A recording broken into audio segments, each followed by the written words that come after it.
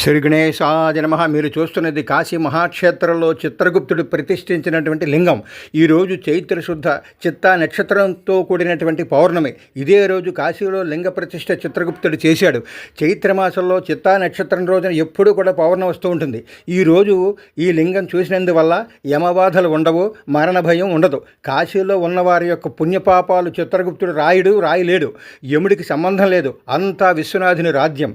ఈరోజు ఈ లింగ దర్శనం వల్ల సమస్త పాపాలు పోయి మళ్ళీ పుట్టవలసిన అవసరం లేని పునరావృత్తి రహిత శాశ్వత పుణ్యలోకాలకు వెడతారని చిత్రగుప్తుడు వరం పొందినట్టు కాశీఖండం 97, వారణాసి మహత్యం 18, లింగ పురాణం 7 అధ్యాయంలో రాశారు. మీ అందరి వాళ్ళు బంధువులందరికీ పెట్టండి, మీ స్నేహితులందరికీ పెట్టండి, వాళ్ళు తరించేలా చూడండి, అప్పుడు మీరు తరిస్తారు.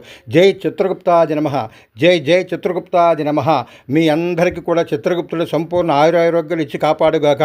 సబ్స్క్రైబ్ చేయండి.